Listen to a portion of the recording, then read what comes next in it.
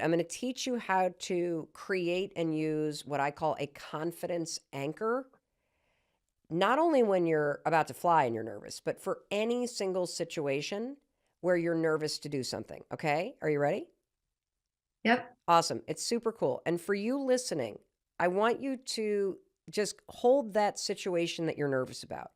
So maybe you're nervous to give a presentation at work, or maybe you have a son or a daughter who is getting recruited for a sport, and now there's all these big team matches coming up, and they're starting to get nervous. This confidence anchor is exactly what you need. So, step number one is you're going to think about this situation that makes you nervous, okay? And we've already talked about that, Cameron. It's this flight to Portugal. Step number two is come up with something about this situation that actually makes you excited. So, describe for me, Cameron, what are you excited to do when you get to Portugal? I think the thing that I'm most excited for is to see my sister. I haven't seen her in a couple months. She's been in London. So I don't know. When I think about Portugal, there's a lot of things I'm excited for, but probably the biggest thing is just to spend time with her. I love it. And yeah. That's perfect. Okay, great. So, you now have something related to the situation that makes you nervous that you're actually excited about, okay? Now, number Hmm. three is the most important part.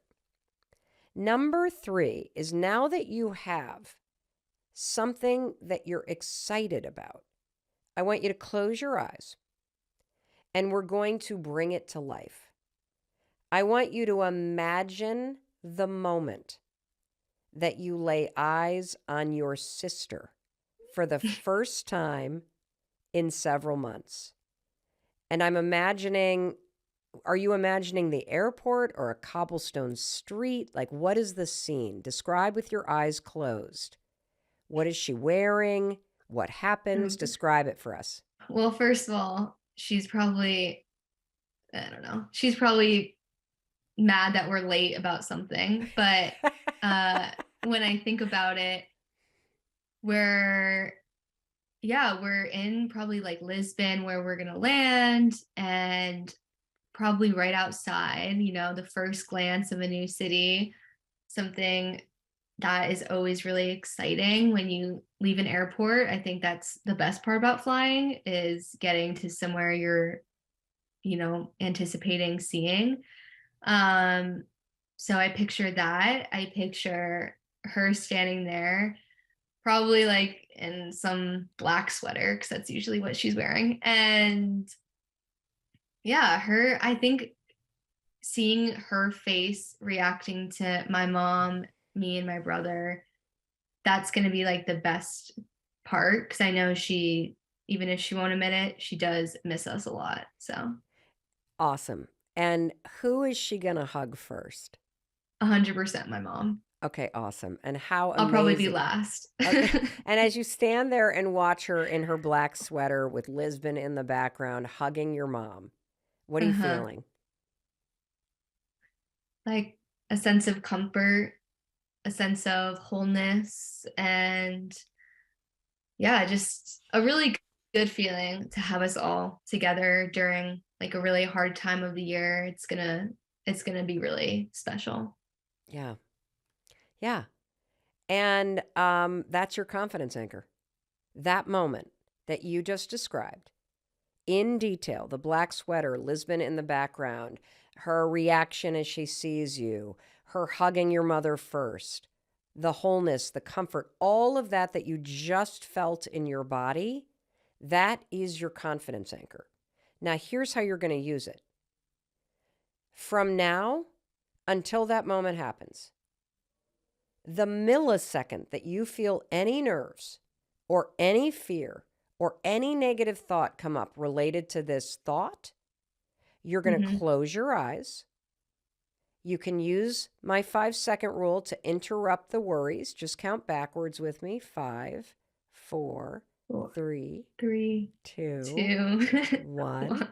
Yep. That is a starting ritual that will signal to your brain that you're not going to think about a plane crash. You are starting to think about something else. And then you are going to bring to the forefront of your mind that image, that feeling that you just described. And that is how you drop a confidence anchor on these bullshit nerves and worries that have been hijacking your life. That's what a confidence anchor is. You're using your own excitement about something that normally makes you nervous to shatter the grip that fear and nerves has on your body and your mind. That's what you're going to do. And when you head to the airport on the way to the plane, you are going to use this same confidence anchor. And when you get on that plane and your thoughts go, uh-oh, you're going to go, nope, 5, 4, 3, 2, 1, and you're going to drop that confidence anchor. And when you take off in the middle of the night and the pilot says, we might experience a little bit of turbulence, because pilots often say that, you're going to drop that confidence anchor. And you're going to come back over and over and over again to this image of your sister and the black sweater and Lisbon behind her and her hugging your mother. That's exactly what you're going to do. And you're going to be shocked, because this is a technique that they studied at Harvard Business School called reframing performance anxiety, was the name of the study. Reframing performance anxiety. And it's a way to flip moments that make you nervous into moments that make you excited, and to keep control of your mind, body, and spirit so that your fears don't hijack and torture you. Wow. What do you think? I mean, it makes sense, because I think in the moments of panic, the last thing I'm doing is thinking about anything that brings me happiness. It's always the darkest feelings, the heaviest emotions, versus, even just closing my eyes just now, I feel so different. Like sitting here, I feel like even thinking about that moment makes me happy. And I'm excited to use it, because I know I'm going to be anxious all next week, week after. So you want to know why this works? I do. Okay. Seems too good to be true, honestly. It seems too good to be true. Well, the reason why it works is because it taps into your body's automatic systems. If you look into the neuroscience on this, scientists call this an autonomic response, that basically your nervous system has a autonomic response to stressful situations. Okay, that, like, if you're a normal person like me, you just say, oh yeah, if we're in a stressful situation, we automatically feel all kinds of things, right? And so what I want you to understand is that, when we're in situations that make us nervous, everybody, whether you're giving a speech or you're going into an interview or you're on a first date or you're running a track meet or you're getting on a plane or you're breaking up with somebody or you're going in for a job interview, it is going to be automatic that your nerves take over, because you're about to do something that makes you stressed out a little bit. It's requiring you to feel, it makes you feel a little bit vulnerable. But here's the cool thing. Even though you have this automatic response, because you're right, there's no way over the next 5 weeks you're not going to feel anxious, because that's the autonomic response that your body has to this stressful thing. But here's the cool thing, Cameron, you can control this. So here's the secret. The secret is understanding that your body's reactions to fear, so your automatic reaction to a fearful situation, is the exact same as your body's automatic response to an exciting situation. And we're going to use this truth that your body's automatic reaction to fear is the same as your body's automatic reaction to excitement to your advantage. So tell me about a situation that makes you excited, like just something like in your day-to-day life, okay? Give me a situation that makes you excited. In my day-to-day life, that makes me excited. Well, how about this? Who's your favorite musician? I really like the Lumineers. Okay, great. Guess what? The Lumineers are playing a private concert at the new private venue at the Fenway Park. You, my friend, not only have front row seats, you're going to meet them. before the show. Okay. It's 5 weeks Uh, out. How do you feel? Jittery a little bit. Like kind of the same feeling I would have if I, was playing a big soccer game or running an important race Uh-huh. when I was younger, like the clammy hands, the pit in your stomach, Yep. the Dude, we're walking into this venue. You're walking up to the yeah, front like row. How you feeling? my heart's beating fast. I'm like going a million miles an hour. I don't know. Probably feeling like really on edge. Yeah, the usher is coming up to be like, okay, they're ready to meet you. How you feeling? I'd be like, okay, like let me collect myself. Yeah, probably really flustered and I don't know, like a little bit anxious, probably. So it kind of sounds like a situation like that where you're about to meet your favorite band, which I would say, is that a positive or a negative experience? Yeah, that'd be amazing. I mean, a positive one, obviously. Well, it sounds very similar to the way that you experience the thought of flying to Portugal. Yeah, I guess that's true. Yeah, you want to know the only difference? When you're in the situation that's positive, that makes you excited, and you're about to meet the Lumineers, your Hmm. brain is telling you you're excited. Your brain is telling you the jitters in your stomach are butterflies, and that's a good thing. Your brain is telling you your hands are clammy and your heart is racing because something good's about to happen. The only difference between that and what you experience as you think about flying to Portugal is what your brain is saying about the flight.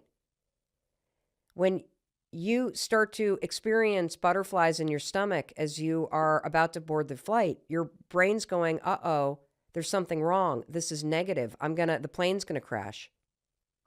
You're experiencing in your body, Cameron, the exact same physical and physiological symptoms when you meet the Lumineers as when you board a plane. And the only difference is what your brain is saying about it. And so the reason why a confidence anchor works is we are going to shut your negative brain down and drop this confidence anchor right on it like a sledgehammer. And we're going to replace your narrative that something's wrong with, holy shit, I'm about to see my sister. This is so exciting. It's as exciting as meeting the Lumineers. And when your brain starts to say the butterflies are positive, you won't Yeah, escalate into a panic attack. You will have taken control. How cool is that? that's pretty cool. So, do you have any questions about the confidence anchor and how you're going to use it? It just honestly seems still a little bit too good to be true. Like, I don't know. I can just conquer all my fears just by flipping the way I'm thinking. There's a scientific reason why this works. So, they researched this at Harvard Business School. And what they did is they put people in control groups and put them in situations that made them nervous. So, they put one group into a control group where they had to run a track meet, another one had to sing karaoke, another one was in like a debating competition. And they taught one group of people to use this reframing tool where you think about something related to the track meet or the debating competition or karaoke that you're excited about. And so this group was taught to say, I'm excited. I'm excited to run this meet. I'm excited to get up there on the stage and conquer my fears. I'm excited to go and debate because I've prepared. The people who use this simple reframing tool outperformed the people who didn't. They felt less nervous, and there's a scientific reason why. Earlier, we talked about the fact that there are these automatic responses that our body has to situations that are exciting or stressful. And in our case, Cameron, we talked about the Lumineers and how that's exciting, meeting the Lumineers, and getting on a plane to Portugal, which used to make you nervous. Just talking about those two situations created an automatic response in your body, didn't it? Yep. That automatic response is nothing more than a series of chemicals firing and messages firing between your brain and your nervous system.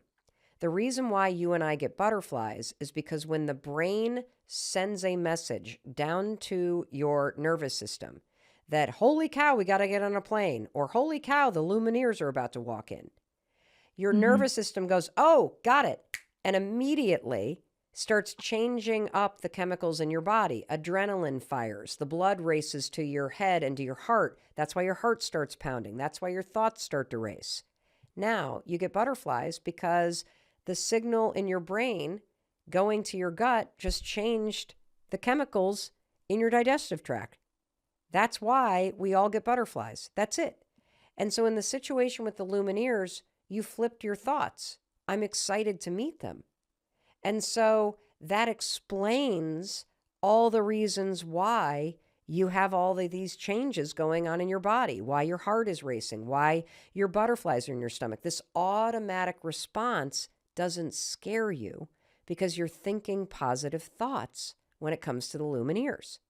Now, when you get on the plane and your brain signals to your stomach that something's up and your heart starts to race because the blood goes to your heart and the butterflies start to flutter in your stomach because the chemical structure just changed in your digestive tract.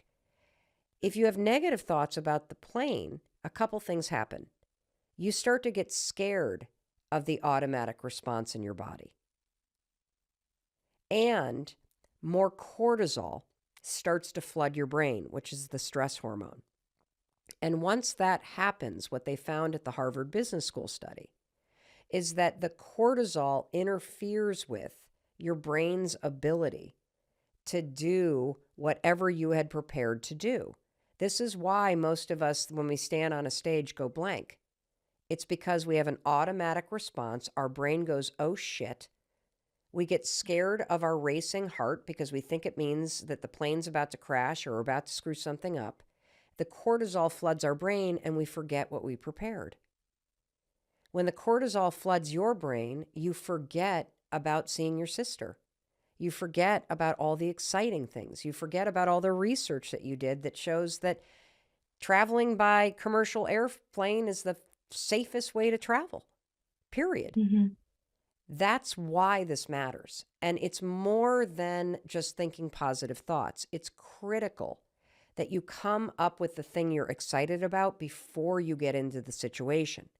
Because once your thoughts start to race and you're like, oh my God, I'm going to screw up this test, or oh my God, I'm going to screw up this interview, or oh no, the plane, you've already lost control.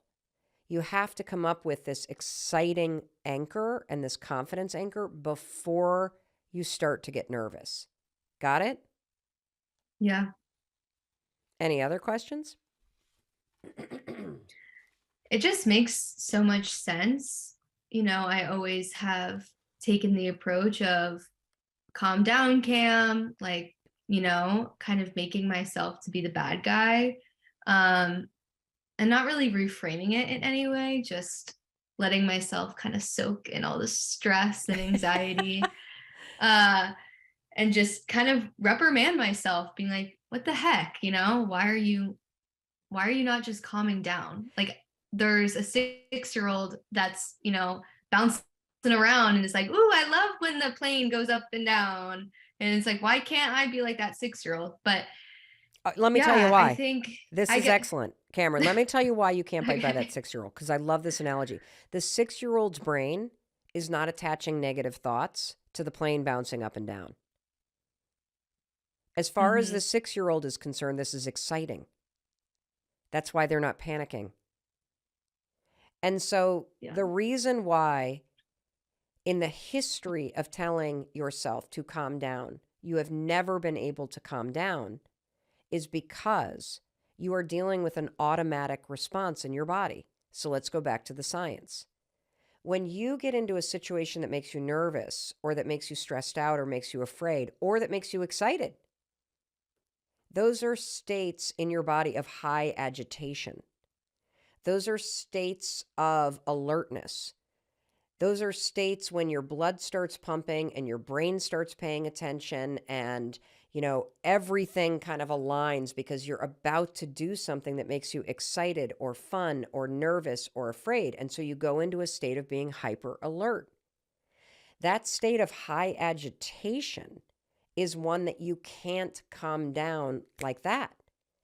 So what we're doing when we teach you to create a confidence anchor and to use excitement to reframe what you're feeling is we're taking a state of high agitation from the negative to a state of high agitation in the positive. We're actually using the automatic response in our body to our advantage, and we're just tricking our brain to believe that we're actually excited, because our brain doesn't know the difference. Your brain is like the 6-year-old. Your brain actually doesn't know the difference between excitement and fear. That baby that's bouncing is feeling the heart racing and then the bubbles in her stomach.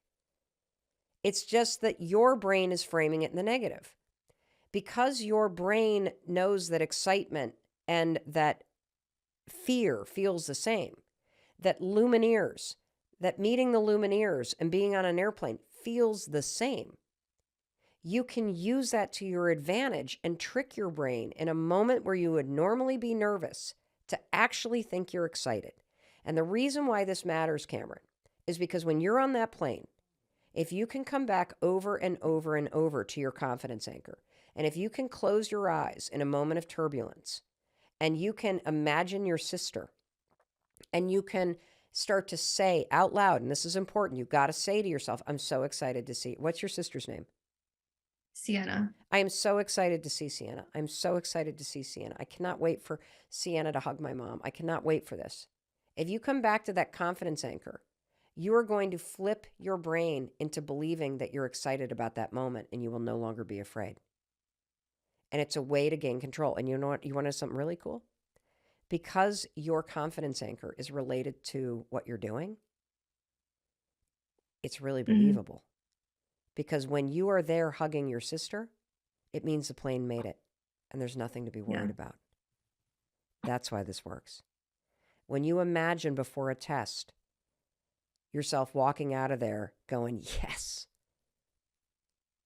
it actually makes you excited to take it. When you imagine yourself nailing the interview, it makes you excited to walk into it, because your brain doesn't know the difference between a state of fear or a state of excitement. And now you know a simple trick backed by research from Harvard to take control of your mind and take control in situations where nerves normally derail you. Yeah, that's amazing. I think that was always like in the back of my head during our conversation was if I'm still, I feel fear in a lot of different areas of my life, not when I'm just in the air. So when I'm on the ground, how can I use this tool to ground myself, even if I'm not sure the outcome of it? I love this. Okay, great question. I want you to take out a notebook, and you're going to write down any single thing that makes you nervous. Could be anything. I mean, what? Give me a couple. God. There's a long list probably, but off the top of my head, like something that I don't know, I really wish that I could beat the fear on is I recently moved, not that far, but there's a really nice yoga studio on my street that I like pass every day. And I just always think like I need to be a part of a community of 20 somethings that are like-minded, that, you know, I've always loved yoga. I've loved the community it brings. But I cannot bring myself to sign up, and I can't bring myself up. Like I just constantly think about the day I have to show up for my first class, and it makes me way too anxious to even like go. This is an excellent example. And by the way, incredibly common and very relatable. Yeah. So I'm really glad you shared it. So you're going to do the exact same thing. We're going to create a confidence anchor. Because what I hear is I hear you want to do it. I hear it pulling you. And the nerves are keeping you back. So name something you're excited about. So like, can you pick like a coffee shop in your neighborhood that you love to go to, and it's going to be your treat to get a nice latte when you're done? Yep. Do you want me to name it? Yeah, I do. It's called Thinking Cup. I love Thinking Cup. Now, you're going to close your eyes. What color yoga tights are you wearing? Oh God. Maybe like I have this really nice light blue ones that I always like to wear. I love it. And as a treat, because you went to this relaxing yoga class in your light blue tights, sweatshirt tied around your waist, yoga bag over your shoulder, standing at Thinking Cup, what did you order? Probably like an iced oat milk latte. Love it. Love it. How do you feel Yeah. as you're walking out of the Thinking Cup, having just completed that class and treating yourself to that? How do you feel right now? Like proud of myself for doing it. Awesome. There's your confidence anchor. Anytime you feel nervous, you're going to count backwards 5, 4, 3, 2, 1 to interrupt the nerves and create that starting ritual. And you're going to drop that confidence anchor. And what's going to happen is it's going to slowly retrain your mind that you're not nervous about joining that yoga studio. You're actually excited. And when you start to practice this confidence anchor, at some point you're going to find yourself walking down the street and there's the studio. And as that wave, because remember, it's automatic, that automatic response comes up because you're about to do something new. How do you describe what anxiety is? Well, usually they come to me with anxiety already. So, I'll go into, what are you feeling? What's going on? What happens to you? And usually, almost universally, they'll describe a thinking process. My husband's driving me nuts. I can't drive. I can't go past this. I can't go into grocery stores. I can't go on the bus. And usually what I'll say is, that's all in your head. Like that's all the story that your left hemisphere, your analytical left hemisphere is making up. Now, what do you feel in your body, in your physiology when you say you feel anxiety? And when almost the first thing I can get people to do is say, I'm going to change the word anxiety to alarm because words have consciousness to them. Anxiety doesn't have a lot of consciousness to it. A lot of people don't even understand what anxiety Well, is. I agree. And I Alarm. feel like it's thrown around all the time. Yeah. And we think that anxiety is like a nervous stomach and a lot of worry in your head about what's going to happen. And I love that you're saying that we want to start talking about the alarm that goes off in your body. And before we even talk about what that means, one other thing that I would love for you to address is what are ways in which anxiety expresses itself? And I'm going to give you an example. Sure. So I'm your classic textbook type A, hypervigilant, Sure. always worried, Yeah. anxiety type. Panic attacks, shortness of breath. You can literally feel the alarm vibrating through my skin. Mm-hmm. But our daughter, who is 23, when she's feeling anxious or the alarm is going off in her body, she doesn't emit worry or tension. She emits frustration and anger. Sure. So, what are the various ways in which anxiety gets expressed in people? Because I think there's a lot of people that, quote, struggle with anxiety that don't realize that it's anxiety that they're struggling with. Yeah. Well, I think what happens, what you're describing with Sawyer, is that her autonomic nervous system kind of goes into a sympathetic, fight or flight response, and for her, the only acceptable response inside of her is frustration or anger because that's how it gets expressed. Now, other people will shut down; they'll go into freeze, right? So sympathetic nervous system is fight, flight, and freeze, and fawn too, but freeze mostly in that particular situation. So some people will go into this like withdrawal, they'll stop moving, their eye contact disappears, their body stops kind of moving in a fluid kind of way. And it's really people display anxiety or alarm, as I should say, using my own little terminology, in very different ways. And I think it's really becoming aware of it because I have many people that send me messages saying, I didn't even know I had anxiety until I read your book. It's like, well, I don't know if I'm doing you any favors there, but it really is, it really does manifest because when I was 20, I didn't know what anxiety was. I just knew that I had this impending doom, this sense of impending doom, and I didn't even know what it was. And I don't think a lot of people do. I agree with you. So let's go back to the basics. Okay. Anxiety 101. Okay. When you say we're going to now talk about anxiety is an alarm system in your body, and describe the alarm system to me. Okay. So there's a structure in our brains called the amygdala. And the amygdala is often called the fear center of the brain. It's an okay, description, but it's not the best. But basically, the amygdala is involved in just about every fear reaction that we have.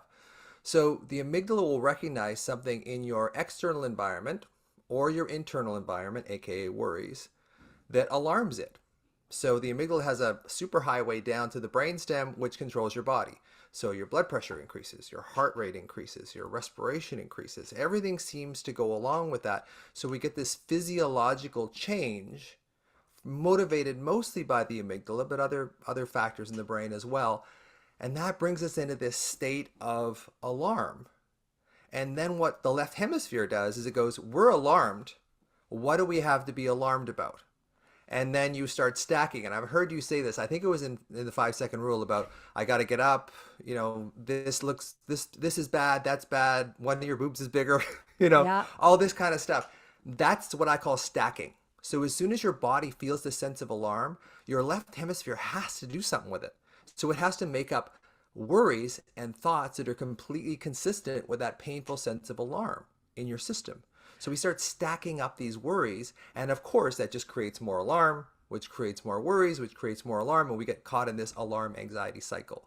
So let me see if I can unpack this, okay? Because I think this is a huge wake-up call for people to learn this. That anxiety does not start typically with your thoughts. Totally. Anxiety starts with a physical response to some kind of situation that then triggers a physiological reaction in your body designed to agitate you and designed as an alarm to get you to suddenly pay attention, because your body is physically trying to get you to basically wake up from whatever you're doing and pay attention to some sort of threat or some sort of change or some sort of something. And the second thing that happens when that physical thing happens is then your mind goes, holy cow, what is around me right now that I need to pay attention to or be worried about? Am I getting this right? So it begins in the body as an alarm system, and then the thoughts climb on. I think that's an explanation that's very simple and it's very accurate, I think. Is that we have this thing that I describe in my book called background alarm, which is basically kind of old, unresolved emotional issues that are stuck in your body. My colleague Gabor Mate talks about this too, emotions being stuck in the body, which is a construct. You can't separate the mind from the body, of course, but it's a construct, and it helps people. It really helps them understand that, hey, this is actually starting from my body. And because we're so versed at speaking in words and communicating to ourselves and to each other with words, we don't get into the feeling. So if I ask you, hey, Mel, what does it feel like when you bite into an apple? It's like, well, I don't know. I mean, so I say, what does it taste like? Well, it's sweet or it's sour, it's crunchy. It's like, we're so good at describing things in words. But how do you feel when you bite into that apple? That's a brand new landscape. Like, we're not used to feeling. We're in a society that worships the mind and very, very rarely actually says, hey, get into your body, feel your body. And a lot of us don't want to feel our body because that's where the frickin' pain is, right? So we retreat into our heads because it's an escape from this old alarm that's been trapped in your body probably since childhood. So you say that all anxiety has the exact same beginning. This really surprised me that anxiety is all triggered by the same thing. Yeah. All anxiety comes from the singular source. What is that? Separation. All anxiety is separation anxiety. What does that mean? Well, if you drill it down, it's separation typically from yourself, but it starts with separation from your parents on some level. If you feel separate from your parents, the people that are supposed to love you, care, see you, hear you, and love you, if you feel separate from them, it creates this alarm in our system. And then when we get this alarm in our system, our brain has to do something about that. So what we tend to do as children is, first of all, blame ourselves. We can't blame our parents for what's going on in our childhood environment.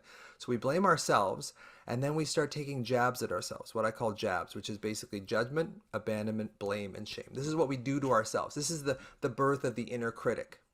Can you So give me an example? So I find, and one of the things I want to do with this show is to take like a lot of the stuff that sounds intellectual sure, and make it really digestible and understandable.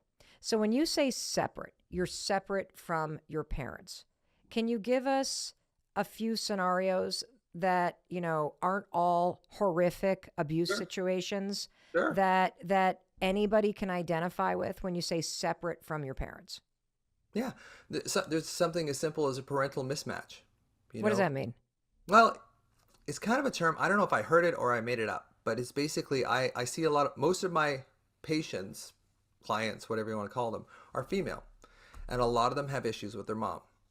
So it's they felt separate. They felt this mismatch from their mother. They felt like, we're not connected. I love my mother. She loves me, but, I like Bach and she likes, punk rock, and just in different parts of our lives, they're very different. And that parental mismatch, I think it might be a Nicole LePera term, actually. This parental mismatch causes a tremendous amount of alarm in a child's system because you want to belong to a parent. You really want to feel like you're connected to your parent. And if you don't have that internal sense of attachment, it's very alarming to our system. And that alarm gets lodged in our body. And then that's what usually mediates the worries as we get older. It also mediates that thing I call jabs, which is judgment, abandonment, blame, and shame. We do that to ourselves. So when we're listening to our own thing, it's like, okay, well, how am I judging myself here? You wake up in the morning, as you say in high five habit, you wake up in the morning with anxiety or alarm, as I like to call it. And then you start thinking, you start stacking all these negative scenarios on top of yourself to make sense of it. When really what you should do, and take this is out of your book, is I'm feeling anxious. 5, 4, 3, 2, 1, into my body. Into my body. Find a place in my body, find a place in my breath, find a place that feels safe in my body. And some people don't feel safe in their body, and we do something with that first, but really breath. Everybody's pretty much safe in their breath. Go 5, 4, 3, 2, 1, into my body, out of my head. Because what that does is it gives a sense of control. It takes energy away from those ruminating thoughts, and it puts it where it belongs, because maybe that alarm is your younger self that's asking for your attention. And as a medical doctor and neuroscientist, I kind of want to have a seizure sometimes when I talk about the ethereal nature of this. But really, from a practical sense, when you're anxious, find the alarm in your body. Okay, Because you so want how to. do you do that? So let's Okay. so let's just take a scenario right now. Let's Okay. just say, um, and it could be anything. Sure. It could be that you are sitting in the pickup line at school and you see somebody that you have beef with, and you start to feel like this wave hit you Sure. because you don't want to talk to that person or that person makes you nervous. Right. Situation we can all relate to. Totally. In that moment, sitting in the front seat of your car and you feel the alarm go off, how do you locate the damn thing? Because it's everywhere at this point. Yeah. Well, sometimes it's everywhere. I mean, it feels like it's everywhere, I think. And as I was saying earlier, we're so used to communicating with ourselves in words, we don't really think to look at the alarm in our body, right? So what I would say is, as you look at this person that kind of triggers you a little bit, you know, feel your butt in the car seat, relax your shoulders, relax your jaw. If you're not driving, like close your eyes for a second, just take a breath in and like a nice slow breath out and go, where in my physiology do I sense this? Imagine this person. It's like, okay, well, I feel this sort of, kind of ache in my upper chest. And it's, maybe it's the size of an apple or whatever. And it feels like it's a pressure. It feels like it's Hmm. radiating up to my neck. That's your alarm. So put your hand over your alarm, like in the high five habit, high five your heart, high five that part of your alarm because, or jumping right into it, I believe that that is your younger self asking for your attention. And typically what we do is we push it away. We go into our heads, right? So Right. go into your body, feel it. See if you can put your hand over that But area of what alarm. if I don't want to? What if I'm literally like, I don't like this feeling? So, Yep. I'm sitting here listening to you, Yep. and I really love your work because you are trying to get us all to go to the source of what's triggering mental health issues, which is stored Alarm. experiences Yeah. and the alarm in your body and your inability to tolerate or understand what's happening when it goes off. And so I have recently had this experience where I'm waking up and I get these waves of anxiety. And what's interesting is that this is not new for me. I mean, I've struggled with anxiety for 30 years, but we have just recently had a number of huge changes in our life. And I now live in a different state in a very small town. And when I wake up in the morning in the middle of all this change, my alarm is not on the nightstand next to me.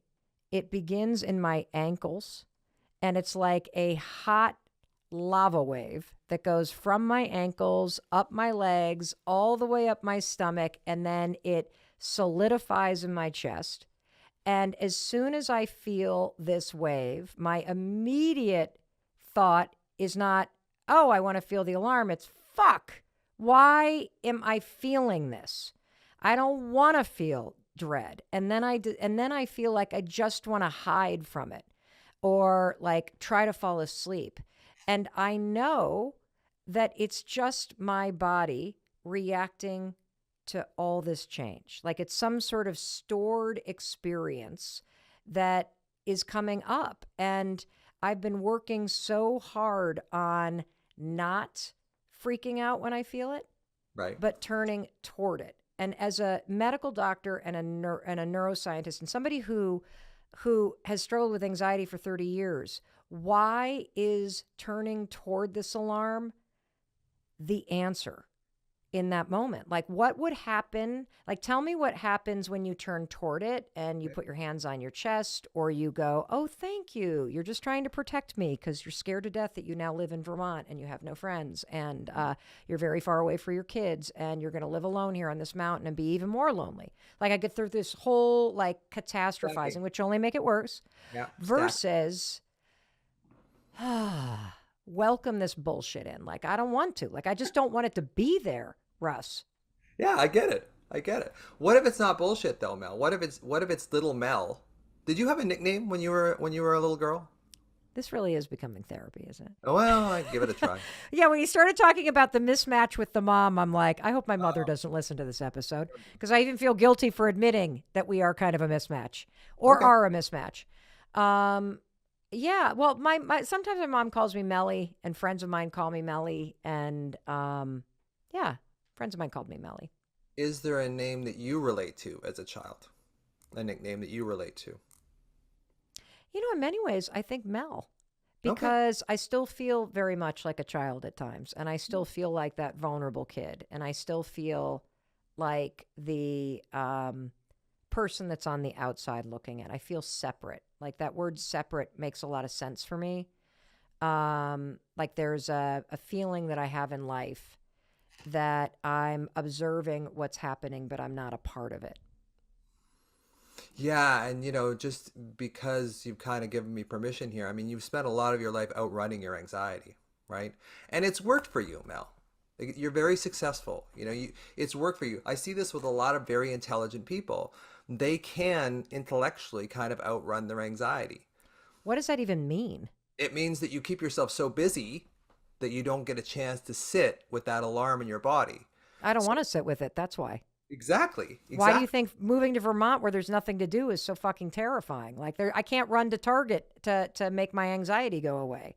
Right. Like I feel like I'm addicted to negative stress. And this addiction to negative stress is what I've done to numb my anxiety. Well, it's sublimating it. What is that is a big word. What does sublimating mean? Sure, sorry.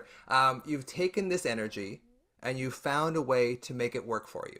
So I've taken the negative alarm or the alarm in my body and I've channeled it in a direction so I don't have to feel it. Yes. And when you said, what if the alarm is trying to help you? Yeah. What the hell did you mean by that? What if it's little Mel? What if it's the younger version of you saying, "Hey, I need some attention." And then when you say, "Fuck off, I don't want to feel you," literally, what if you had a child come up to you in a grocery store and they were crying and they had their hands up in the air to pick them up? Would you push them away? Would you go, "See ya, fuck off"? No, you wouldn't. You'd pick that damn child up. But we won't do it for ourselves. God, that's That's the so problem. true. Yeah, we won't do it for ourselves. We'll do it for our Wait, pets. Yeah, you're go ahead. right. You're absolutely right. Like if somebody else had an alarm going off in their body Yep. and they were like freaking out or worried or sad or upset or needing attention or reassurance, you would give that to them.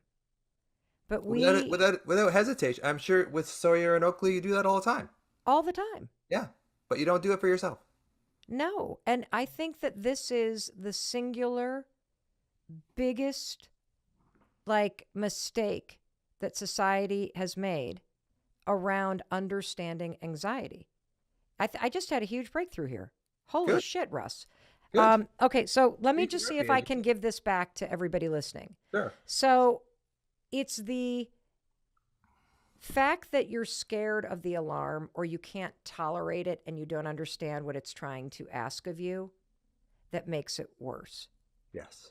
And if you were to realize that any tension or fear or kind of scary feeling in your body is an alarm system that From your is child from your inner child or younger. asking you Yeah. for reassurance or love or attention, and you just gave yourself that reassurance or love or attention, the alarm would turn off. Is that what you're saying? Slowly, yeah, because it's been an adaptation for you too. You got to remember that the ego thinks it's protecting you by firing. I don't understand what the ego is.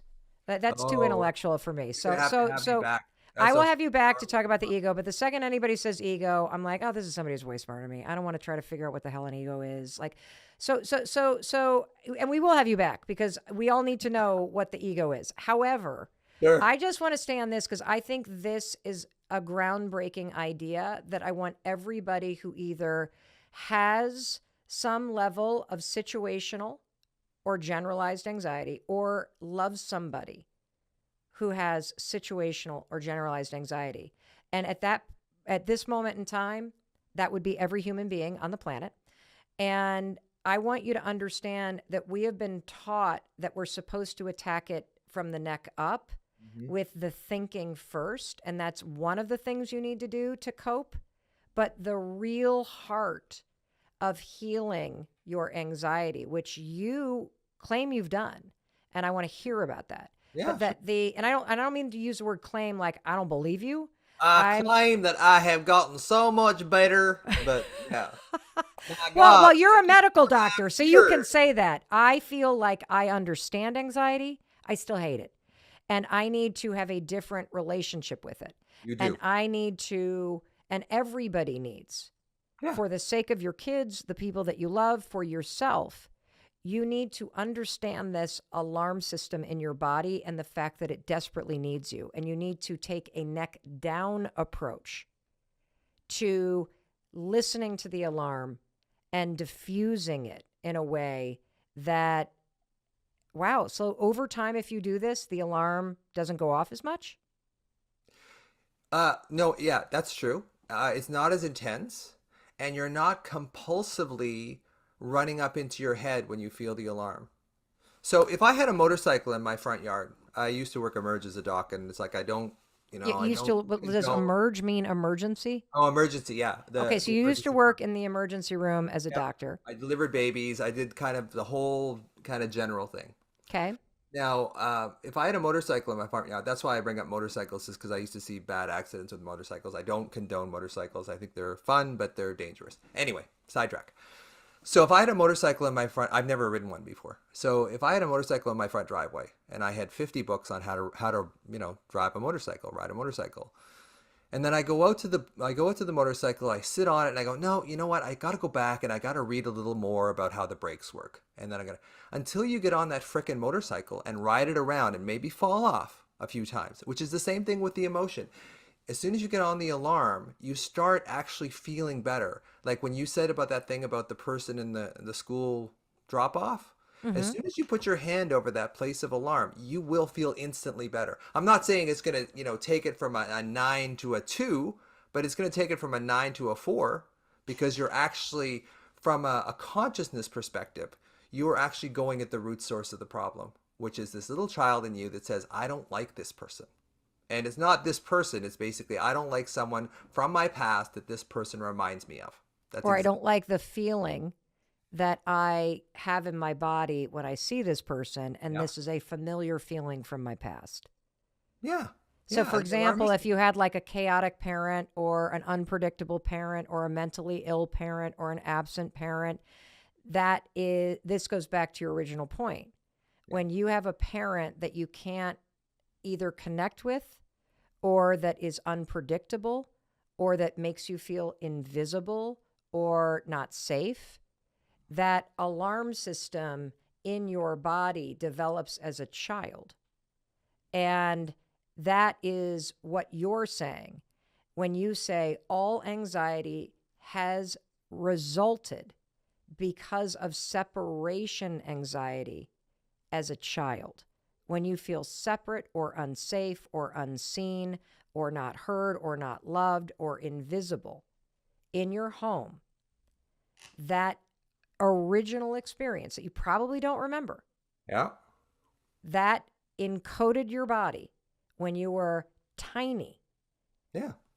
And anytime then from that point forward, anytime you again felt invisible or you felt attacked or you felt unloved, that alarm got even stronger.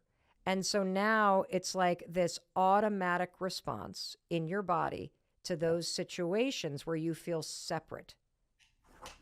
Am I getting this? Yeah, totally. Yeah, and what happens is when we feel the alarm, we go up into our heads to escape it because we feel this alarm in our body. It's like, I don't want to feel this. So we go up into our heads and we try and think, well, what could this be? We analyze, we go into this, we have this like just fixation, this left hemisphere fixation on figuring stuff out, which basically just creates more of a problem. I talk about in my book about, Ulysses and the Siren Island, so Ulysses is Again, you're way smarter than me, so you got to tell me the story. okay. So it's Is this basically like a this. Greek myth class that I Yeah, skipped in college? Okay. yeah. It's that English stuff. I'd much rather write a physics exam than an English exam. But anyway, so it's basically Siren Island. So there's these beautiful women on this island, and what the sailors will do when they hear these beautiful women singing is they'll run their ships aground, and then they'll try and swim to these sirens, and the sirens turn into monsters and kill them, hack them apart, whatever they want to do. So it basically, that's your thoughts. Your thoughts are like Siren Island. Your thoughts are trying to suck you into going, hey, we have the answer, we have the answer, when all they have is more problem. You're not going to solve anxiety, which is basically a problem of overthinking, with more freaking thinking. It's just not going to work. Well, So okay, so can I ask you a question? Why the hell, if there is an alarm system wired in our body, yeah. why is our brain not able to go, it's just an alarm system? Just give yourself a hug and take a deep breath. Thank it for trying to protect you. Next. Why do we not just automatically say that? Why do we kill ourselves in our own minds with our thoughts? Because we don't understand it's there in the first place. We don't The understand. alarm? Yeah, we don't understand that it's our younger self asking for our attention. So we feel pain, and like any organism, we withdraw from pain. And it's like that the motorcycle that is on the front. If I don't get on that motorcycle and ride it around, maybe fall off a couple of times, I'm never really going to learn how to acclimatize to that emotion, that alarm. Bessel van der Kolk talks about that in The Body Keeps the Score. We're not teaching people how to get rid of their anxiety. We're teaching them how to acclimatize to it. And then I add on to that and stop adding thoughts to it. Because as soon as you add thoughts to the alarm, A, you're getting out of the problem, and B, you're just making it worse. You So know, yeah. go ahead, please. So basically, we get in this thing what I call the alarm anxiety cycle. So something triggers us. Say we're in that lineup. We see this person that we don't like, And then we go, oh, why don't I like this person? I should really try and make an effort. I should really, and it's like, well, no, she did this or he did I'm that. like, don't make eye contact. Get on the Yep, phone. Make a fake phone call. whatever. Avoid. Turn shoulder. Yeah, Turn shoulder. Holy look shit. Are away. they closer? Like, I'm like, what? Run away! Run Yes. away! You know, to quote a Monty Python thing. So basically, what we're doing is we're trying to intellectualize the alarm that we're feeling in our body, and it's not the solution isn't in our minds. The solution's in our body, which is why so many people have a hard time healing from anxiety because we're trying to use more thoughts to combat overthinking. My big takeaway right now so far is that all the thinking that we reflexively do about the feelings in our body Right. makes the alarm louder. Well, And that we have to learn to stop going above the neck and thinking about what's going on. And we need to train ourselves to go below the neck into our bodies and turn toward the alarm and give ourselves the reassurance and the soothing or whatever it is that the alarm is asking for in that moment. yeah. And that if you do that, you are now taking step one on the path of truly, what would you call Getting at the it? root cause. Dealing, calming, curing your anxiety, Getting at the root cause. getting at the root cause. That's exactly what it is. You're getting at the root cause, which is the alarm. The thoughts are not the cause. The thoughts are a symptom. So the thoughts are just a byproduct of this alarm that's stuck in your body. Now, thoughts do cause, anxiety. There's no two ways about that. But I think where the mismanage is, where the mistake is that we believe the thoughts originate before the feeling. And Well, I'm saying the feeling starts before the thought. the feeling starts before the thought because every one of us knows a kid that can work themselves up into a panic attack because they think they're going to throw up. Sure. And what I now realize after years of having kids with anxiety and reading so many books about this subject that I should have a PhD and being in years of therapy myself is that if like, let's take my son. So our son Oakley, when he was little, he was constantly picked on at school. So of course he felt nervous in the morning before he had to head into school. Sure. Plus, the kid had dyslexia and ADHD, all of which was not diagnosed. So he's heading into a full day in a classroom where he physiologically, neurologically is incapable of doing what is going to be asked of him. And so his body, before entering that situation, sounds an alarm. Totally. And when the alarm sounds and the physiological changes happen, guess what physiological feeling he has? His stomach starts to rumble because as the physiology of the alarm changes and the chemistry in his digestive tract changes, he starts getting butterflies that feel like pterodactyls. And then all of a sudden, instead of just giving himself a hug and going, it's going to be okay. Today's going to be an okay day. I can face this. Instead of reassuring himself, he goes into his head and says, oh my God, my stomach, I think I'm going to puke. I can't go to school. Holy, and he ramps himself. We were dealing with panic attacks with this kid where he would literally bang his head on the kitchen island. I don't want to go to school, crying. He would force himself to throw. He would get so worked up, he would actually throw up. I mean, it was horrible. And I now can see that all of the interventions that were being done with this kid with therapists, which were all about just change the channel upstairs. Right. And then he would turn to them and say, but sometimes when I change the channel, it takes me to a channel I don't want to watch. So what if I change the channel of my thoughts and I get another bad thought? Like even he was reacting against it, but nobody taught us that what the kid needed was a hug, validation, reassurance in that moment physically to get the alarm to quiet. The analogy that I draw is that you're in a rowboat, there's a hole in the rowboat, and it's filling up with water. Now, you can do cognitive therapies, and I have nothing against cognitive therapies. I think they're helpful. But it's basically like bailing water out of that boat, right? So what you really need to do is go underneath, patch the hole in the hull, which I believe is the old alarm, which is the old wounded version of you as a child. Find that child, show them that they are seen, heard, and loved by you. High five them in the mirror, whatever you need to do. Like, find that child and heal them. And then you heal at the root cause of it. You're not just bailing water by trying to change your thoughts. You're actually getting to the root cause of what's causing your anxiety, which is really a state of alarm. Yeah, and the inability to understand it or to tolerate it or soothe it.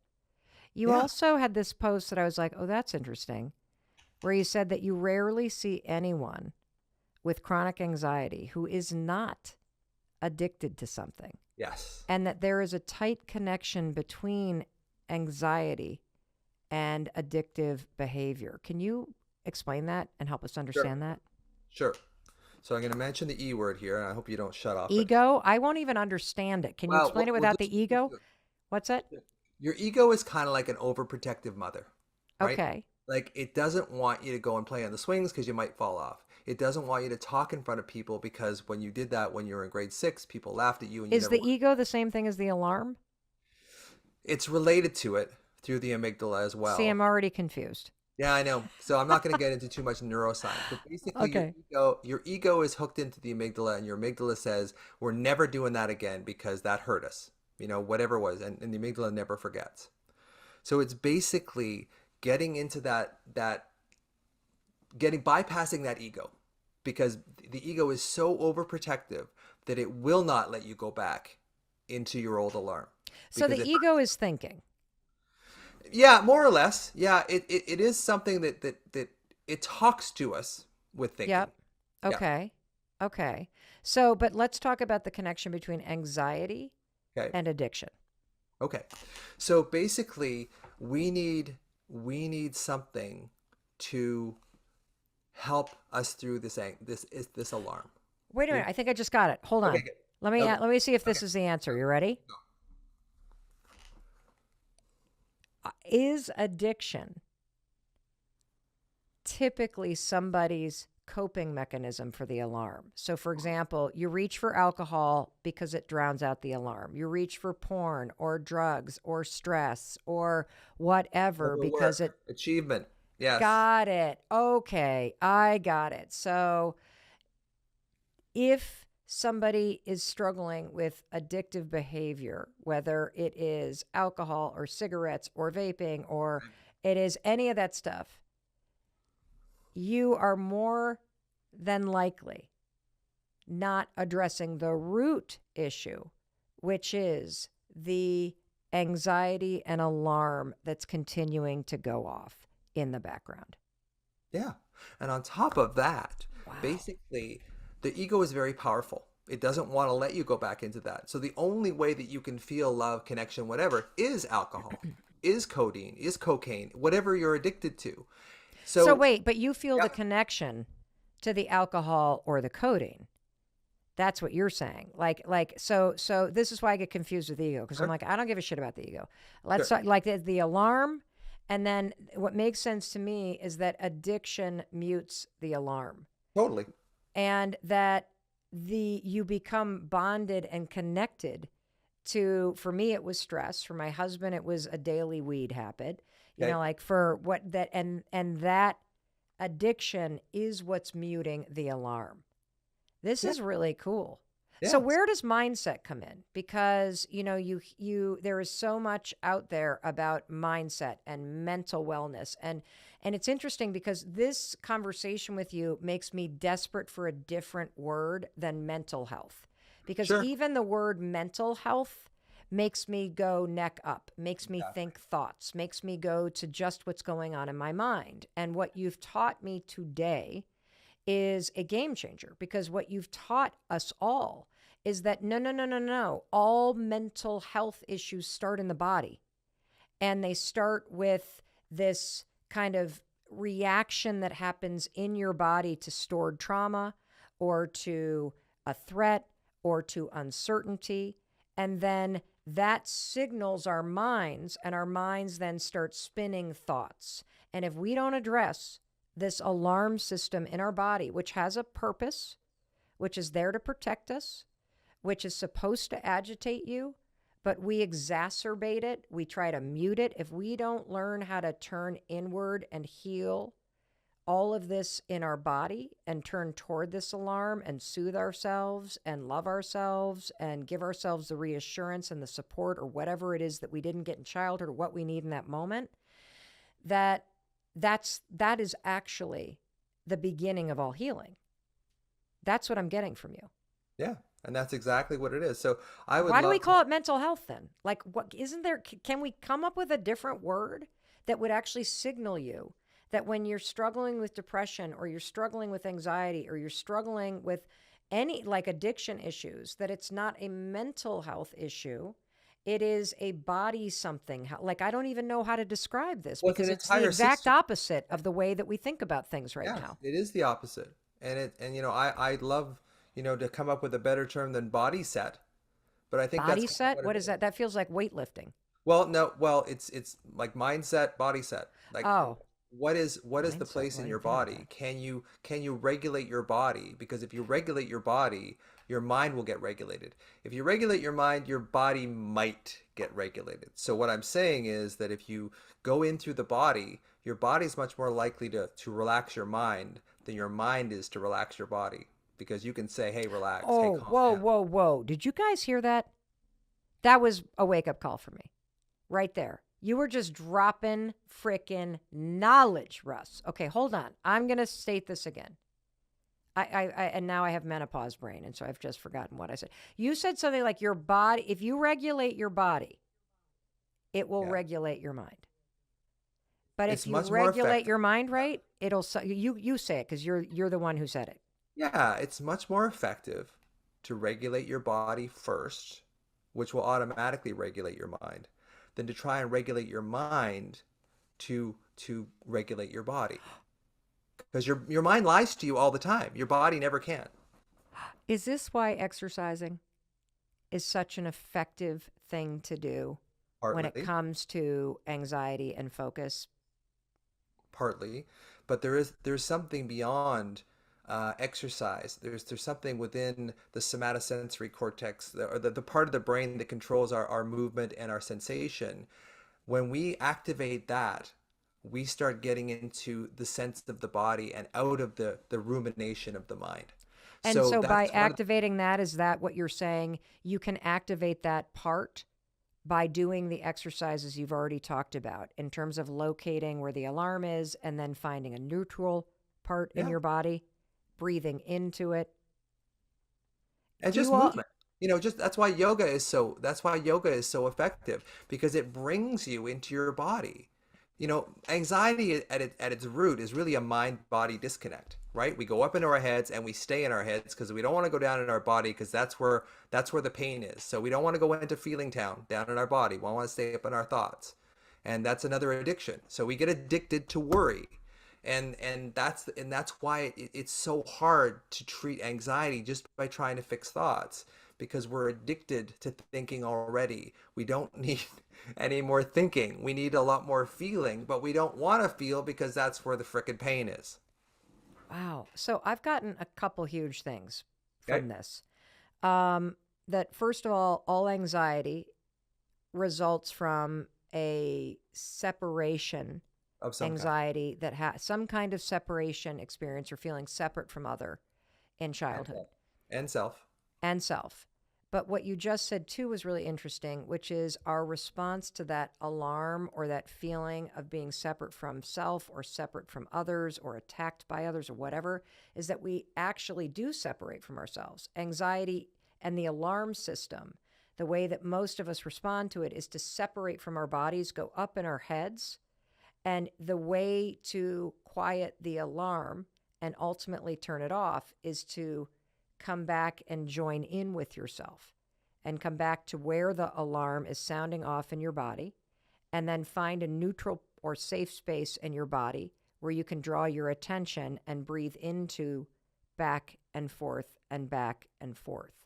And that when you quiet the alarm and when you go toward it and soothe your own body, that is the step that you need to take if you want to heal this. And that the thinking is part of the toolkit. Like, what would you recommend as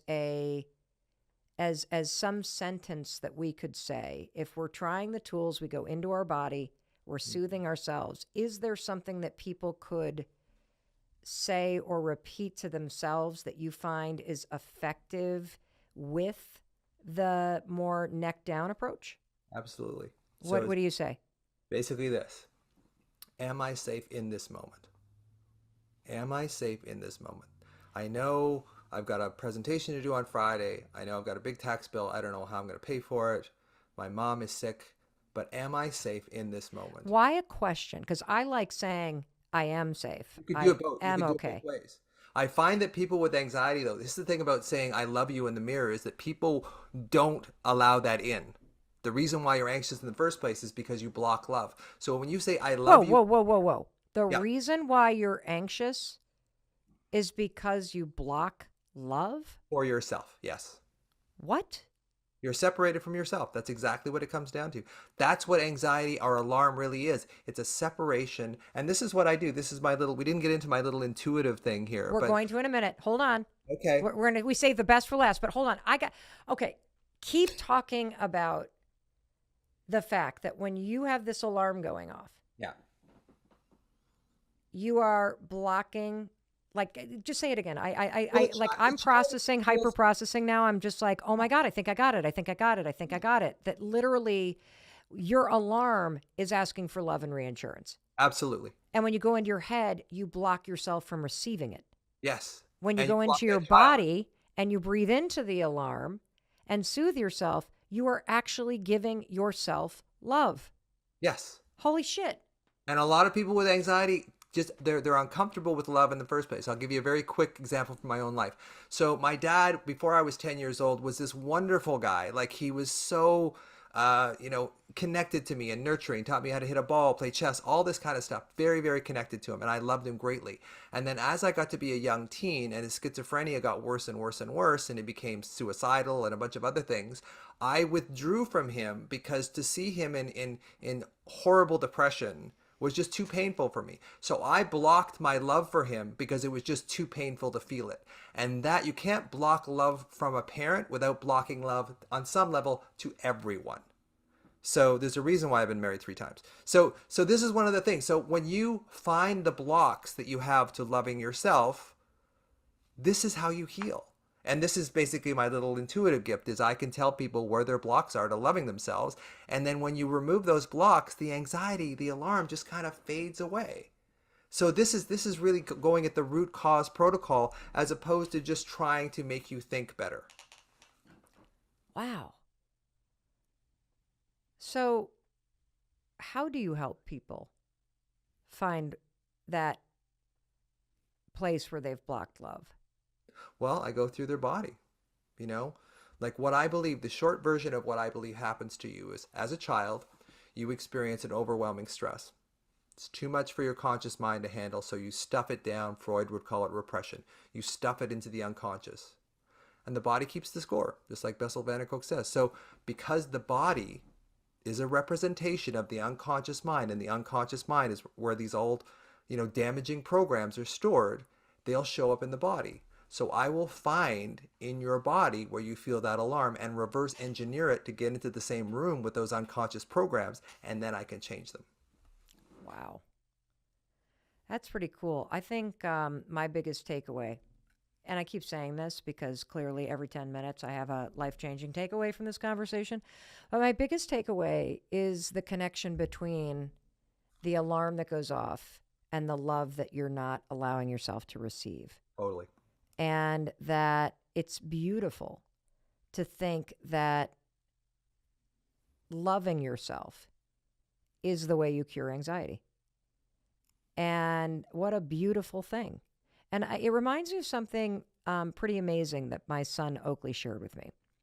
I said to him the other day, I was like, dude, one of the things I love about you is that you, more than almost anybody I have ever met, are just so comfortable with yourself. Like you really seem to like yourself.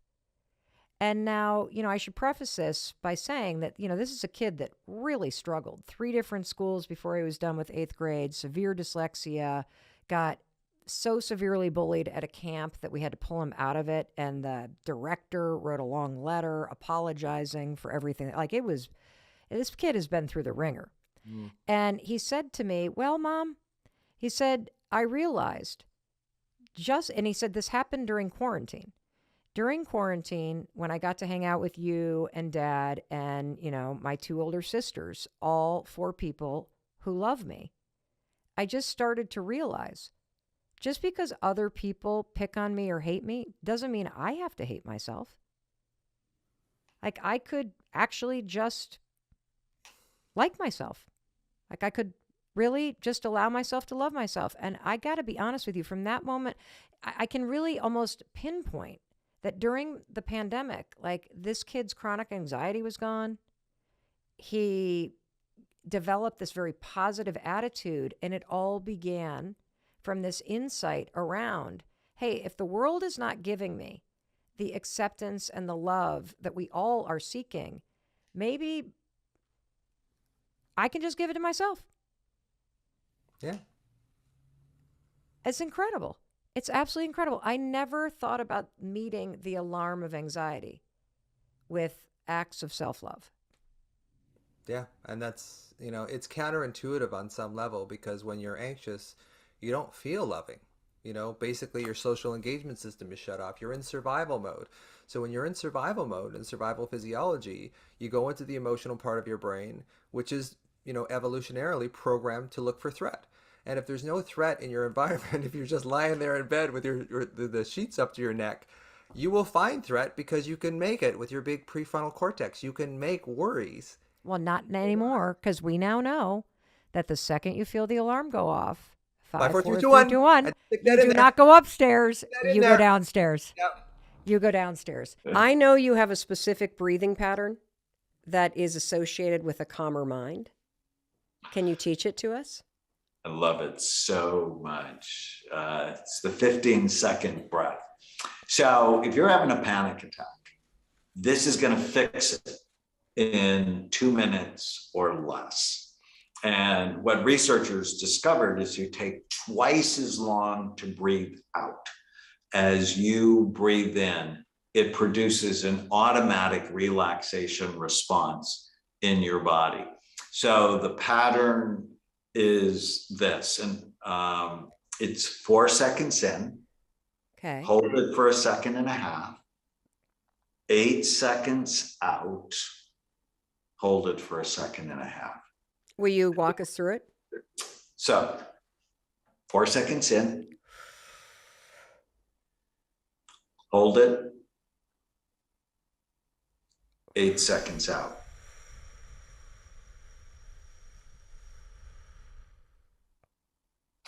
Hold it out. And then repeat. And I have an app called Happy Brain, HAPI Brain, and actually has a pacer that does that for you. And all you have to do is, when you see the circle get bigger, breathe in. When you see it get smaller, breathe out. And it's so simple. And try to breathe more diaphragmatically or more with your belly. So let the energy of breathing go lower in your body. And if you just practice this on a regular basis, cortisol will go down. And you're just going to get flooded with a feeling of calmness and relaxation. Now you got to practice. You have to create a pathway in your brain of relaxation. Why does this 15-second breath work? Because it stimulates, encourages your brain to go into a parasympathetic state. So there's a difference between stress, what scientists call sympathetic state, has nothing to do with sympathy. It's a bad word. But a sympathetic state is where I was on the beach at Corona del Mar walking my dog, and I saw two pit bulls running toward me. Oh my God. Oh my God, right? So my heart went fast. I mean, it was panic, and ended up turning out okay. But well, what happened? Now I'm on the edge of my seat. Did you pick up your dog? Did they just jump up and no, he's a big greet white you? shepherd, Oh. and I got bit. He ended up in the ocean. Yeah, it was sort of a disaster. I still get triggered sometimes, which we should talk about a little bit, because in my elite brain training program, Yeah. it is critical to eliminate trauma, or at least to learn how to dissipate trauma. Because I love walking on that beach so much. So I actually did a session of EMDR. I don't know if you and I talked about EMDR. Yep. It's specific psychological treatment for trauma. It's actually really cool. It is, I have my patients write down 10 of their worst traumas. And then through a specific protocol, I'll have their eyes go back and forth while they bring it up, and it tends to help dissipate it. It's very powerful. Or when I go on that beach now, I'll often find myself doing this. And what you're doing is rubbing your hands back and forth. Right. And it's bilateral hemisphere stimulation in my brain, right? I feel it on one side, then the other side.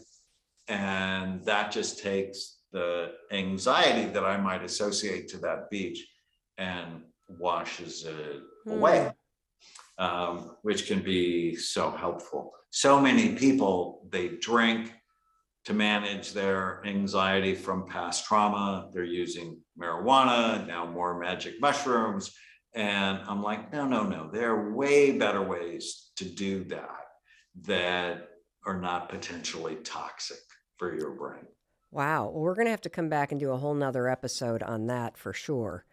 How do you calm a very busy brain? So the first simple thing to do is the diaphragmatic breathing, the breathing pattern that we just talked about. The second thing that we haven't talked about, but so important, is to direct your thoughts. I was 28 years old before I learned I didn't have to believe every stupid thing I thought. And I'm in class when I was a psychiatric resident at the Walter Reed Army Medical Center, and I heard my professor say that, and I'm like, no way. Because my mind would fairly torture me. I'm one of 7 children. I was pretty much irrelevant. I have 5 sisters. There's a lot of chaos in my family. And my mind would torture me. And if you start writing down your negative thoughts and just ask yourself whether or not they're true. And there's a whole process I teach my patients. It's just so helpful that I need to be the director of my mind rather than my ancestors directed, or the voices of my parents directed, or the news, or the gossip at work. I need to be the director. And since I want to be happy, connected, purposeful, I often go, well, does this thought fit me being happy, connected, and purposeful? And Mel, just because you have a thought has nothing to do with whether or not it's true or whether or not it's helpful. Or, everybody has crazy thoughts. Jerry Seinfeld once said the brain is a sneaky organ. All of us have weird, crazy, stupid, sexual, violent thoughts that nobody should ever hear. And just because you have a thought, it doesn't say one thing about you. It's just sort of, like the weather. It's not the thoughts you have that make you suffer. It's the thoughts you attach to that make you suffer. And when you really understand this, so we talked about the physical functioning of your brain. Well, now we're talking about programming. Yeah, Your let's stop real brain. quick because I want to ask you a question. Because I want you to talk to the person that has never considered that they could direct their thoughts, or that the things that they think aren't necessarily true. If there's a person hearing this, just like you were 28 years old, sitting in a class when it first entered your mind, other than taking out a notebook and just start to write down the things that are popping in your mind, is there some other way to help someone kick the door open? Because this is a revolutionary and life-changing concept when somebody first entertains the notion, Dr. Amen, that you can direct what you're thinking about and you can dismiss some of the crap that you torture yourself with as untrue. How do you begin this mental training and reprogramming? So I don't have any tattoos, but if I got one of the first tattoos I would get is it true? It's just start carrying that question around in your head. And so when you get a thought, my wife never listens to me. I've had that thought. If you have that question, then you don't automatically have to attach to it. You can talk back to it. I don't know if you were good at talking back to your parents when you were a teenager, but I was excellent. And no one had ever taught me to talk back to myself. And so we don't have to believe the nonsense that's going on in our head. Just sort of begin to think about it like the weather and then go, does this thought serve me? Does it help me? Is it even true? And it's so often the lies we tell ourselves that keep us overweight, depressed, and feeble-minded. And it's a revolution, I think, all second graders. I actually have a children's book called Captain Snout and the Superpower Questions, where I teach kids not to believe every stupid thing they think. I call them ants, automatic negative thoughts. So you need a little anteater patrolling the streets of your mind. The most important relationship that you have in life, and that's the relationship you have with yourself. I am going to introduce you to a habit that I want you to practice immediately. It is a habit that is based on profound research, and it is a habit that will help you improve the relationship you have with yourself. It will impact your happiness, your sense of control, your confidence. This is the Mac Daddy of all habits. You master this habit, you improve the relationship you have with yourself, and this is like the first domino. You know how in dominoes, when you line them up, there's that one domino that, boom, you knock that sucker over and woohoo, I can't even, all the other dominoes fall. So we are talking about the gateway to creating a positive ripple effect in your life and improving the relationship with yourself. And also, it is the secret, this habit, to self-acceptance and self-love. We know we should love ourselves. We should be kind to ourselves. We should accept ourselves. But nobody knows how to do it. And that's what this entire episode is about. I am going to boil the how down to one extraordinarily simple habit backed by a crazy amount of research that we will link to, and my own research study involving 175,000 people from 91 countries who tried this habit for 5 days in a row. So that means we've got data points that stack up to 175,000 times 5. I don't even know what that number is, but it's pretty big. This works. It's high-fiving yourself every morning in the mirror as part of your morning routine. That's it. And I've got the research to prove it. I've got studies to prove it. And what we have found based on our research is that it takes less than 5 days for you to have an absolutely profound breakthrough in your relationship to yourself by simply adding a high five in the mirror once a morning to your morning routine after you brush your teeth. And at the end of this episode, I want you to stick around because you are going to hear one of the most profound testimonials ever about the impact that one high five made on a woman's life named Chris. Like, you're going to need to bring the Kleenex because this is so goosebump, empowering, and encouraging and exciting. I'm not kidding.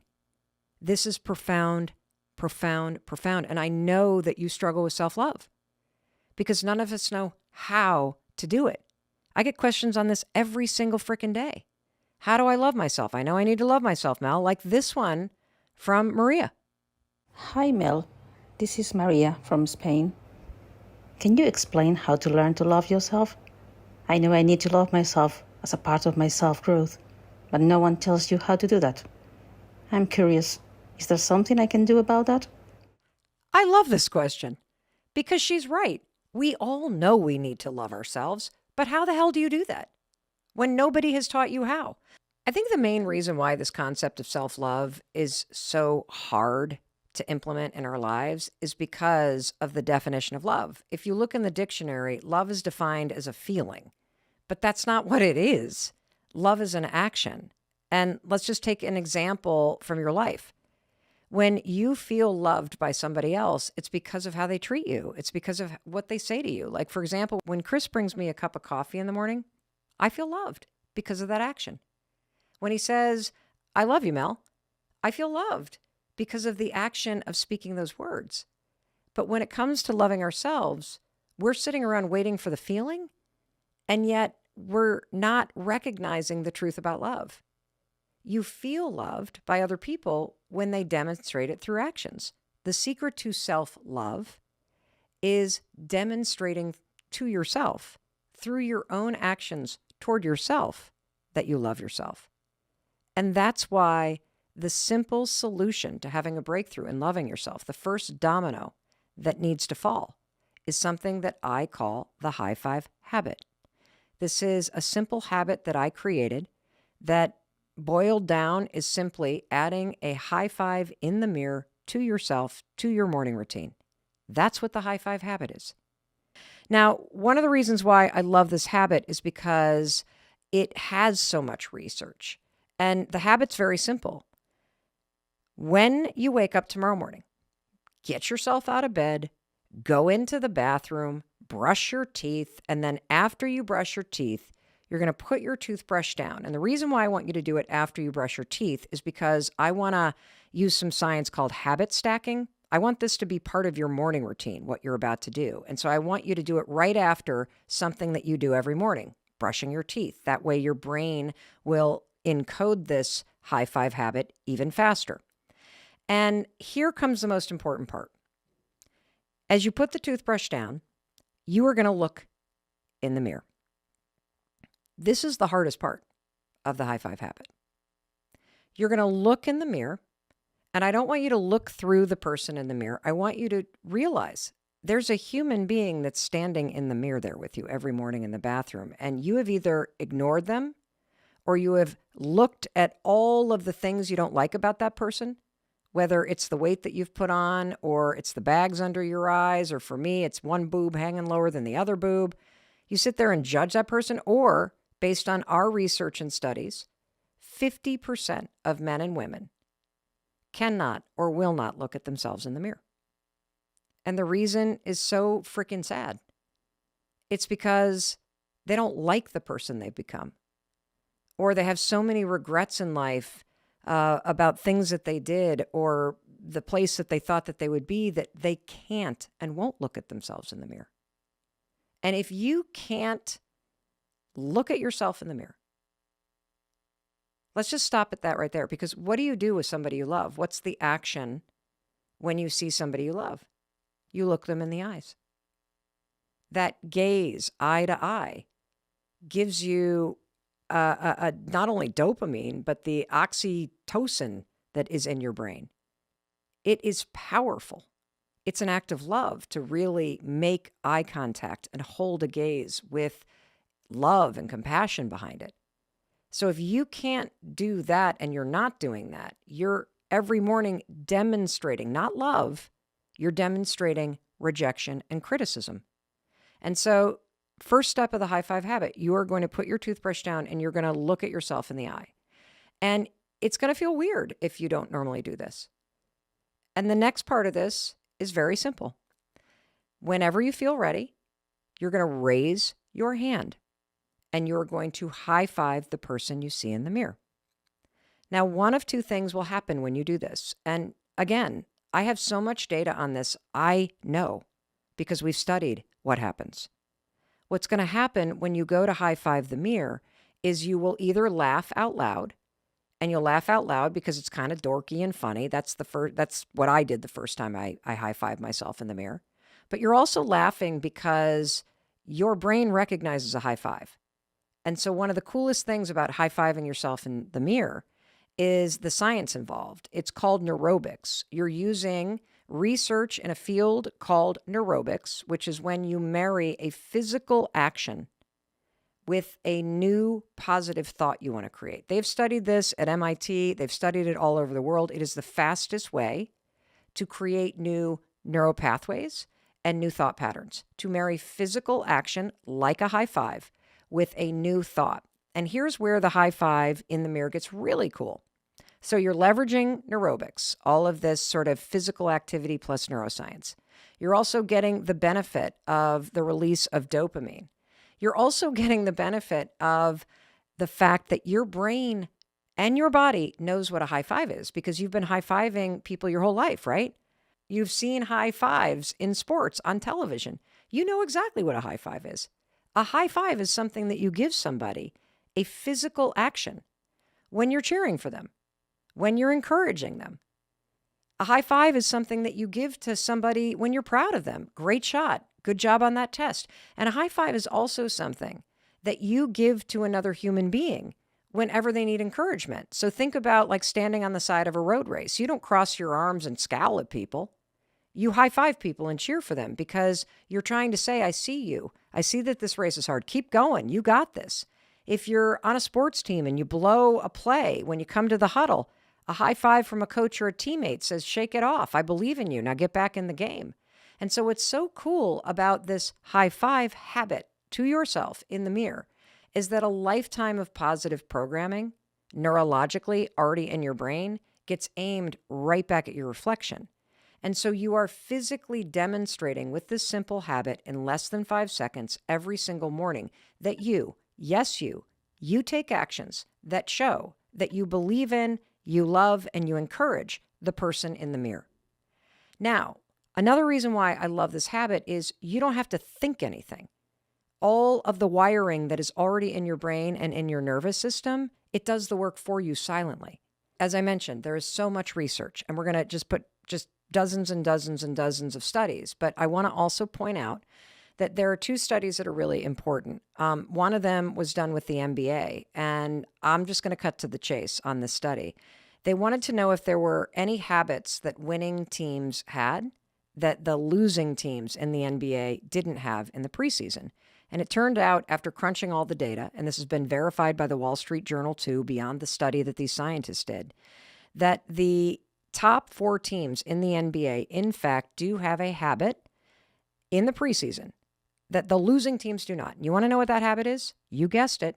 They have more high fives, fist bumps, pats on the back in the preseason among team members than any of the other teams. Why? Well, because a high five isn't just an action and a physical gesture that means nothing. A high five actually says, I am with you. It builds trust, it builds partnership, it builds belief, and you can build that back in yourself by adding the high five in the mirror every single morning as part of your morning routine. There was another study done with kids where they made a bunch of kids take these math tests, and these researchers wanted to know what's the best way to encourage someone through a challenging moment. And they found that it wasn't words of encouragement like, hey, you're a great student. It wasn't the growth mindset words like, hey, really admire how hard you're working. You want to know the single best way to motivate kids to do something challenging? It's to say nothing and to give them a high five. This was so profound that the researchers, and we'll link to this study, changed the name of the study to include the surprising power of a high five, the surprising motivational power of a high five. That's how exciting this is. And I think you can hear this because I stumbled onto this by mistake. I started high-fiving myself right after I had gotten fired, basically, from hosting my own talk show. And I needed to give myself like a pick-me-up. And I just instinctually one morning raised my hand and high-fived the mirror. And the immediate effect that I felt of the dopamine in my mind and the boost in my mood and this sense of, okay, I got it. I can do this. I can face this. Having my own back, demonstrating it to myself during a really low moment, it was the beginning, that first domino that fell, of an entirely new relationship with myself. It's what led me to get into intensive therapy and to start getting serious about my happiness. And I think you know, everything comes back to you and the relationship that you have with yourself. And so we're going to go deep on this because the relationship that you have with yourself is the single most important thing in the world. And in addition to sharing this research and this simple habit with you, I want to unpack some of the things that people experience when they do it, because I've had so many questions about this, like this one from Teresa. How do I stop beating myself up and forgive myself for my past mistakes? I can't believe how many years you waste beating yourself up for past mistakes. And the reason why we do that is we don't know how to forgive ourselves because we don't know how to accept ourselves. We don't know how to accept the failures, the regrets, the disappointments. We don't know how to accept, we don't know how to love ourselves through it. And that's where, honest to God, this simple habit of demonstrating it every morning in the mirror as part of your morning routine changes everything. And we got to take a short break for our sponsors, but don't you dare go anywhere because I have so much to share with you. And I'm going to invite my husband, Chris, to come and join us. Because when I first shared this high five habit thing that I had discovered a couple years ago with him, when I first stumbled into doing it for myself, he thought it was the stupidest thing he had ever heard. And of course, because I'm relentless and annoying, I was like, but you got to do it for 5 days. You got to try it. You got to try. And what happened when he tried it for 5 days was both life-changing, profound, and it was heartbreaking for me to hear as a spouse just how much my husband was struggling and how the simple assignment of looking yourself in the eyes was impossible for him to do at that time. Hey, it's Mel. Thank you so much for being here. If you enjoyed that video, by God, please subscribe because I don't want you to miss a thing. Thank you so much for being here. We've got so much amazing stuff coming. Thank you so much for sending this stuff to your friends and your family. I love you. We create these videos for you. So make sure you subscribe. Mwah.